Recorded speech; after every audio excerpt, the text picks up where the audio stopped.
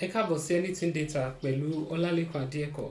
Léni a fẹ́ wo Microsoft Excel. Ká wá sọ pé a nírú data báyìí tá a fẹ́ sáré ṣe ìṣirò ráńpẹ́ lórí iye tí company kọ̀ọ̀kan pa. Tá a bá wo data yìí dáadáa, a ní orúkọ, sales, product type àti company. Tí n bá wò ó sí oríṣiríṣi company ló wà níbí báyìí tó ti ẹ̀jẹ̀ dàjọ pé ó dàrú báyìí.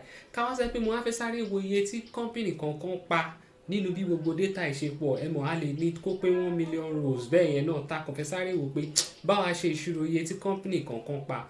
Màá kọ́kọ́ wá sí rubí báyìí, mo lè select gbogbo ẹ̀ báyìí kí n wá sábẹ́ data pé kí n sort ẹ̀ pé kó fi company torí òun ni mo fẹ́ fi pín wọn lọ́tọ̀ọ̀tọ̀ kó fi sort ẹ̀. Mo ti kọ́kọ́ sort gbogbo ẹ̀ pẹ̀lú company báyìí, mo ti tò ó lẹ́sẹlẹ́sẹ lórúkọ company wọn. Kí wá sẹ́ kí mo fẹ́ ṣe ìṣirò láì tí ẹ̀ lo function mi ìṣẹ̀ lọ ń kọ formula kankan mi ìṣẹ̀ṣẹ̀ lọ ṣe nǹkan kan. Mo lè ṣe nǹkan báyìí kí n sọ pé gbogbo ohun tí mo ti select yìí ni mo fẹ́ ṣe nǹkan lé lórí. Màá tún padà sí abẹ́ data tab, màá wá lọ síbi outline, màá lọ mú nǹkan tó ń pè ní subtotal. Tí n bá ti mú subtotal sí yìí, ó ti gbé dialog box yìí jáde fún mi tó wá ń béèrè lọ́wọ́ mi pé at each change in pé níbo ni kó ti bẹ̀rẹ̀ sí ní pín sí sọ̀rí o. Mo sọ pé fi orúkọ ẹ̀rí orúkọ wọn wà bí sales wà bí product type, forúkọ company wọn ni kó fi pín. Ká sọ pé orúkọ product type ni mo fẹ́ fi pín, ìyẹn ni máa mú bíbá ẹ̀ bọ̀ company kankan ni mo fẹ́ wo iye tán ti pa, mo ti mú yẹn. Ó wá ní kí ni kó tún ṣe lẹ́yìn pé ó ti pín wọn sọ́tọ̀ọ̀tọ̀. Màá ní ó yá bá mi lo function wo ni kó lò, sum ìṣirò, count pé kó ká àwọn maximum mi tó tóbi jù àwọn oríṣi nǹkan tí mo tún lè ṣe rè.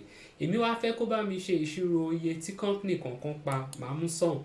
Ó wá ń sọ fún mi pé níbo ni kó fi àròpọ̀ nǹkan tí mo fẹ́ kó ṣe, column wo ni kó ti ṣe. Ẹ̀rí kí mo sọ pé àròpọ̀ ni kó ṣe.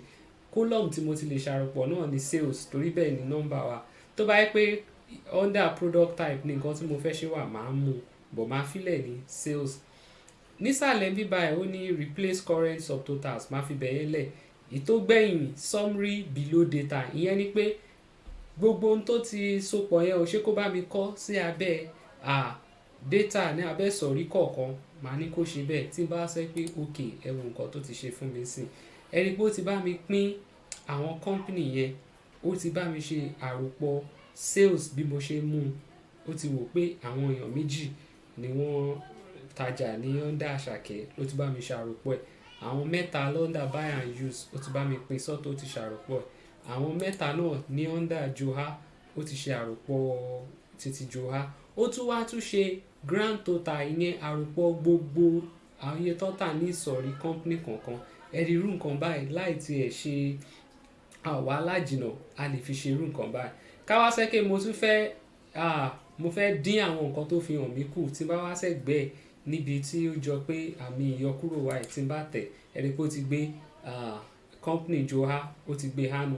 Tí n bá tún tẹ ilé, ó tún ti gbé buy and use náà, bóyá mo kàn fẹ́ wo ti Àṣàkẹ́ lẹ́yọlẹ́yọ. Tí n bá tún gbé yẹn náà kúrò, ó ti wá bá mi ṣe ìtàn pé ní ìsọ̀rí company kankan péré ló fi hàn mí báyìí. Àṣàkẹ́ iye tó tà rẹ̀ o, buy and use iye tó tà rẹ̀ o, Joha iye tó tà rẹ̀ o, grand total òun rè. Tí n bá fẹ́ wá wò pé lẹ́sọ kí ni company kankan tà, mo tún lè ṣe àmì àròpọ̀ tó wà lẹ́gbẹ̀ẹ́ yẹn kó tún bá mi pín gbogbo ẹ̀ dáadáa. Àwọn nǹkan báyìí náà tún máa jẹ́ kí iṣẹ́ wa kó rọrùn tá bá lọ ní data tó pọ̀ jù báyìí lọ. Ẹ tún máa bá mi ká lọ.